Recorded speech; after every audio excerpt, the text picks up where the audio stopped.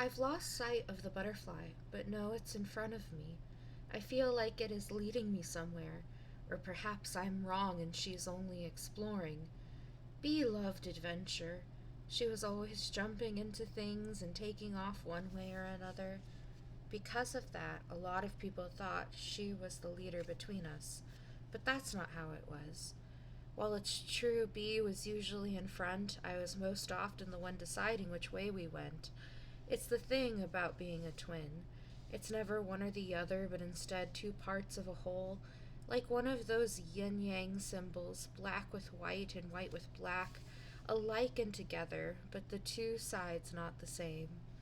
Sometimes I wonder how it turned out that way, ending up so different, though we were born the same. Her passion for music and mine for nature, for her being an athlete and me a nerd, her loud and me not. I don't remember choosing those things, but maybe we did. Our way of setting ourselves apart.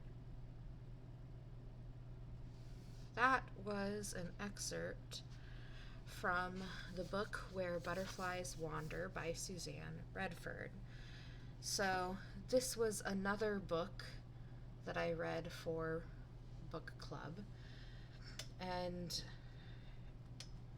it was a pretty good read as I think about it. I mean, it wasn't my first pick. We do a poll like every month that we read. But I mean, it wasn't bad. I'd give this like a 3 out of 5 on Goodreads, which is probably about the norm score for me, if I'm being honest, just because I don't hand out 4s and 5s all that often. But this book was interesting, especially for time in my life, and I'll get into that here as we go. But a brief summary without getting too far into the weeds, because there's a lot of weeds in this book. The gist of the story is that you have this family who has recently lost a member, specifically one of the two youngest, who is a set of twins. And it was a pretty traumatic loss, and the book kind of explores how people dealt with it and how different individuals reacted.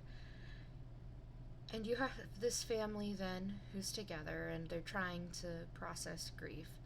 But the book kind of sets off like 2 months after this death occurs, and the family has ultimately decided, or at least the parents, or parent, however you want to make use of that, have decided that they're going to go and sell their current home where the death occurred, and then they are going to go to the family estate that they partially inherited but ended up purchasing the rest of the right from other relatives, and sell the property so that they can purchase a home in a newer area that is like, dream house land for them, essentially, for lack of a better explanation.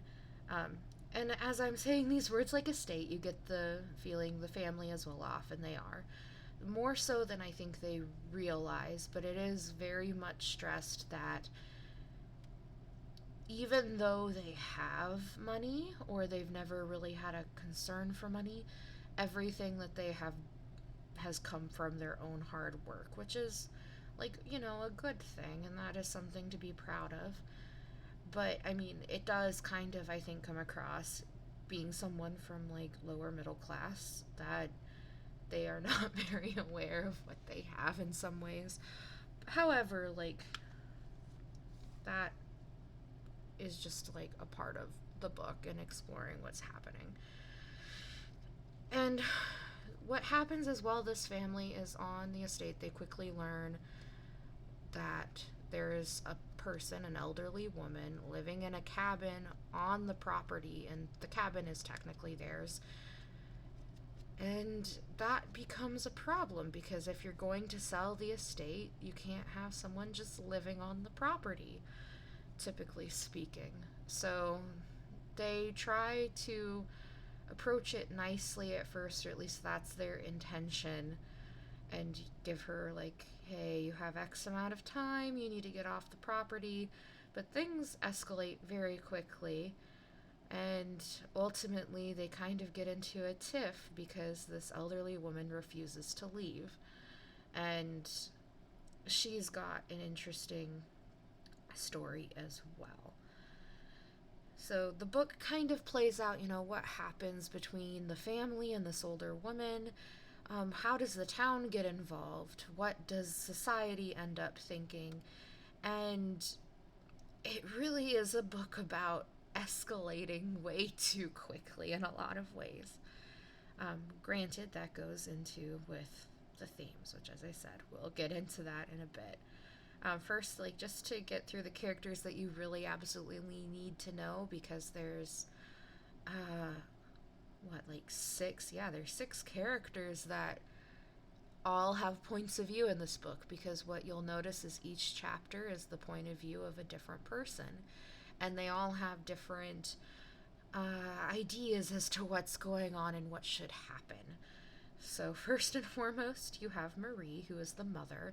She is the one who is the inheriting family, or like the side of the family that this estate comes from. And she basically was raised with money, but after you go to college, essentially, you have to get what you're going to earn, essentially. And that is her belief. So she worked her butt off. If I understood correctly, she like has, or had, because things happen, a pretty hefty job doing something with finance for a company, or I can't remember if it might have been a college, because it kind of gets stressed. Like, she has quite a bit of education, and so does her husband. And she is a character. Personally, I think there are things I would have done differently if I were her, but I also very much understand her point of view during most of the book, because she is a mother, and she stresses that she is first and foremost a mother. Even though she was the breadwinner, she's the person who has kind of worn the pants in the family. She wants to protect her kids at all costs, and I think she senses, or not even just senses, but feels like she's a bit of a failure because she wasn't there the day her daughter died. She was at work and got called in the middle of the day.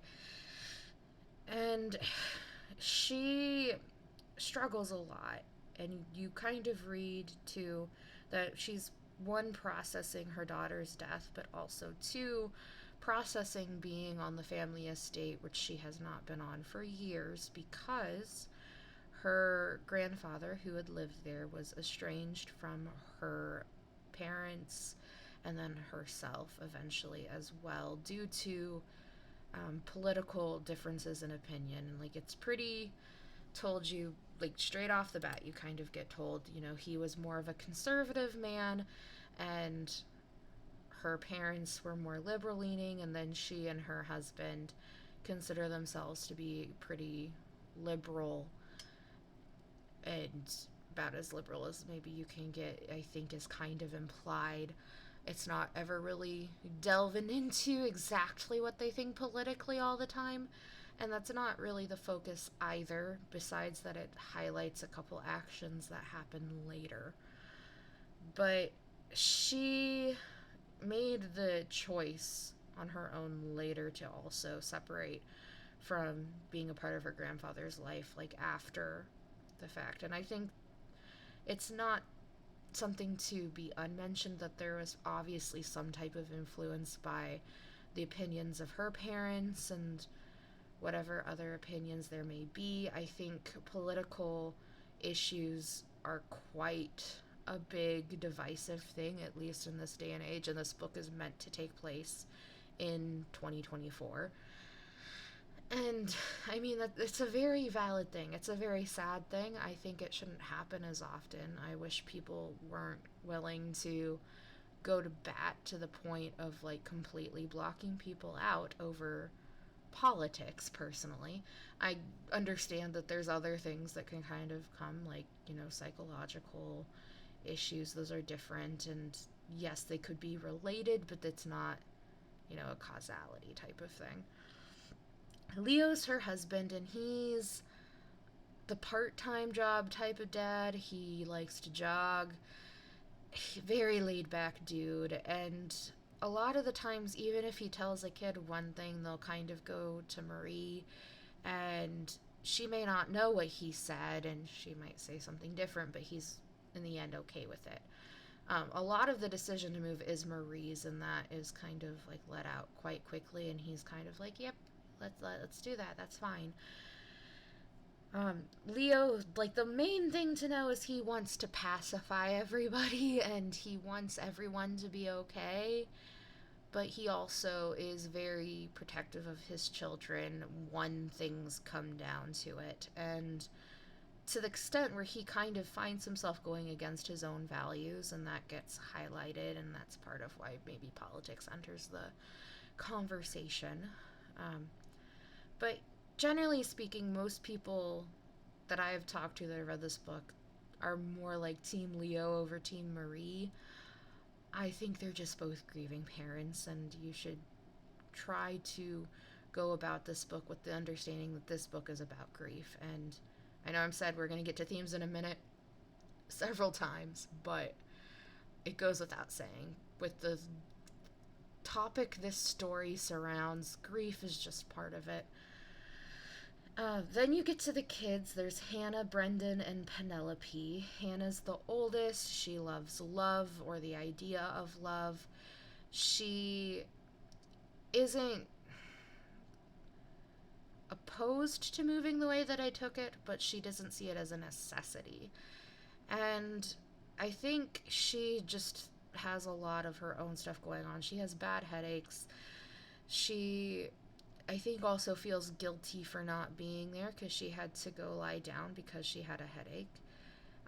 And I'm talking bad, like migraine level headaches where they can't do anything to make them go away, type of deal. So she actually had a bad migraine when the death occurred, so she wasn't able to be in charge at that moment. But she likes baking, and again, loves the idea of love, wants life to happen to her, and she also wants to be there for other people. And she has like a higher maturity level, I think, than most her age. I believe she's like 14 in the book, and that does come across in some of the things that she enjoys to do, which, I mean, how she goes about doing it, I don't always agree with, but it's something to be noted. Brendan is the middle child at this point, or he would be, I guess, technically the middle child. He's also the only boy, and he's like 12, and he has a lot of issues that he needs therapy for, if I'm being honest. But he was the one that was present when the death occurred, and he was distracted. And you get into what all that details as the book progresses, and how he is dealing with it, which is not very well. He is also just a person, I think, that gets very angry, and part of it is because he's angry with himself. He is very pro-moving, and I can see why. He just wants to try to start over and have a clean slate. And I think the parents recognize that, because I think there is a valid reason for wanting to move with how things went down as you learn. And that is very especially tied to him as an individual. And then you have Penelope, who is the youngest, and she was twins with the daughter who died, who is named Phoebe. And that excerpt was actually from Penelope's point of view, where you learn very quickly Penelope associates butterflies with Phoebe's presence. So Penelope sees this butterfly, and she's chasing it because to her it's like being with her sister, and she wants to know where her sister's going to take her. Penelope is a very tell it how it is.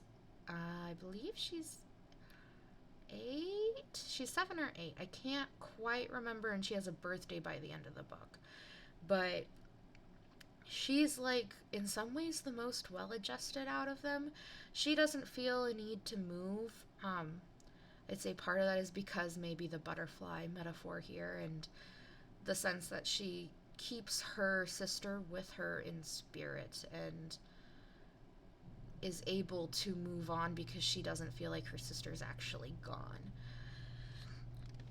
But she's a nice character. Again, very tell it how it is from her point of view.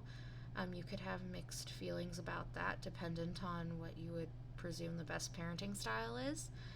Because in some ways, I think, she reads like a kid who doesn't understand the full situation, but understands what would be like the best for everybody potentially. And I say that lightly because I think it's a lot more complex than that, especially with how things go down.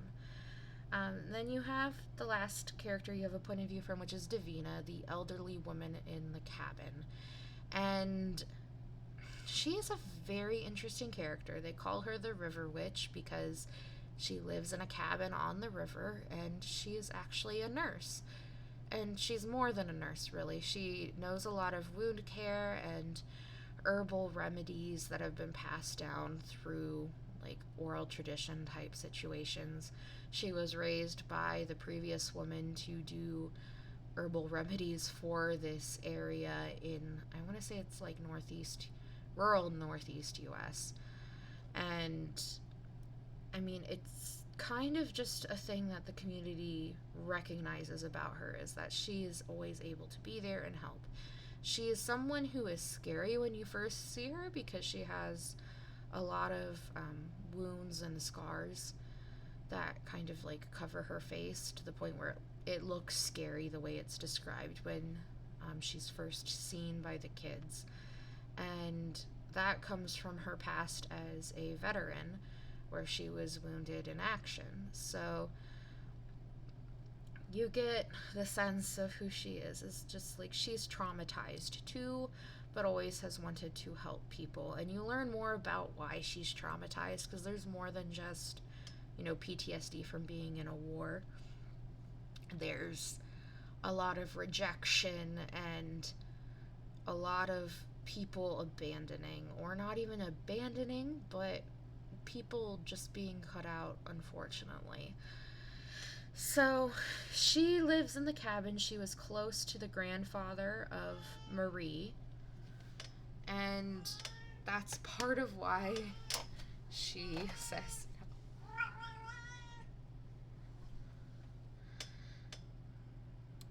She says no, and it's kind of hard to pick up on, I think, because I only got it at like one point. But the reason she's saying no is because she is holding a grudge and wants to get revenge on Marie for being estranged from her grandfather. Which, again, like, yes, Marie made a choice and she should be owned up for whatever choice. But also, I personally just don't think that's the kind of thing to hold against somebody and go to this extreme. But again, that is me. Things could have been solved differently if people would have sat down and talked about it before things escalated.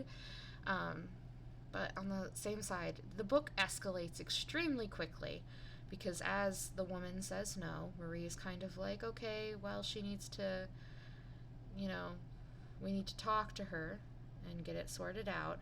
And before they can really talk, the daughters have met Davina, and they really like Davina. Davina gives a cure for migraines to Hannah. The cure works. Hannah loves this. But the cure, which Marie and Leo find before Hannah can explain, contains vodka, and I can understand why a mother would pick up a jar that has vodka and think, oh my goodness, this person is trying to, like, hurt my child in some way, shape, or form. I can completely see how you can come to that logic. And, I mean, before they could even talk it out much further, after, things happen which escalated, the town gets involved, and that just becomes a whole mess. And the book just keeps escalating from there, in all honesty. I spent most of my time irritated with everybody on some degree, reading this book, so that would be like one reason why this isn't more than a 3 for me. Um, I have a hard time if I'm irritated with everybody. I need somebody to like. But it's really hard. Um, Going to themes, obviously, like I've said multiple times, there's processing grief. Each character is processing grief differently, and I think that's part of why the miscommunication happens. Um, does it feed into the escalation? Yes, because when you are grieving, you do not always think logically. And I mean, there's not much more that can be said without like ruining the plot, because again, each character is processing differently, and the book kind of helps you piece together what's going on. Again, there's estrangement. What happens when you cut people out of your life? Having to grieve what that means and what that looks like, and what type of remorse and regret you might face. That is another big theme. Another one is media and the pros and cons of how the media of today interacts with everyone as a whole. And that becomes a theme because the media gets involved with the story and is very biased in one way. And it causes some pretty bad things to happen. Like life-threatening things, without getting too specific. Life-threatening, and also um, things that can cause problems in the long run, dependent on what goes down. But it's bad. And like the last theme I want to call it is community. In this situation, community becomes a very important and good thing for Davina, but it also becomes kind of a bad thing for the family, because the whole community sides with Davina, and that happens almost immediately in the book as you're reading it. So I don't feel like I'm giving too much away there. But it becomes a good thing because the community rallies around Davina and helps her when she's losing her home and when she's dealing with all the repercussions of what essentially happens in the escalations. They are there for her, they help her, and I mean, even with the main characters of the book, there becomes a sense of community amongst themselves as well. It just looks different than, what you would really ideally want. But again, this is a book about something that is hard to explain without having lived through it, and then also, like, it's complex, and there's no one who's really 100% right or 100% wrong. It's just people trying to deal with what they've been dealt and figure out the best path forward and what that looks like. So, again, it's not a bad read, it's a good read. I gave it a 3 because it was very well written, a lot of good themes. There were some things I would have maybe delved into a little bit more. There were things I would have resolved differently, but it was something that makes you think, and that is something I definitely appreciate. As I said, everyone irritated me. And you could also just have sympathy for everyone on varying levels, at the very least, in my opinion. Some people that have read it, at least the ones that I have talked to, there are some characters that they have no sympathy for. And to that I say, like, try to see the different sides, and that's the reason you're getting different points of view, is because everyone has a different opinion and a different side in this whole situation, and it's worth trying to get a perspective that's different from yours. I mean, that's why we consume literature a lot of times, and why literature is a helpful tool, is it makes you think about things you never would have thought of before if you had never experienced that situation. So, with that, that's my thoughts on Where Butterflies Wander. I am still reading The Woman in White. It's just going really slow. I also started reading The Circus Train, which was in my list to begin with anyways. That one I'm going to be done with, I think, hopefully soon. And then for book club we're currently reading. I believe it's called The Dallergett Dream Department Store, and I'm very excited to get into that one when I'm finished. I started reading it, and I do already have thoughts. It'll just be a fun time, I think, when we get to that episode. So I hope that if you're listening to this, you're having a wonderful day or night or afternoon, whatever time it is you're listening to this. And I will see you, or I will talk to you in another episode. Bye for now.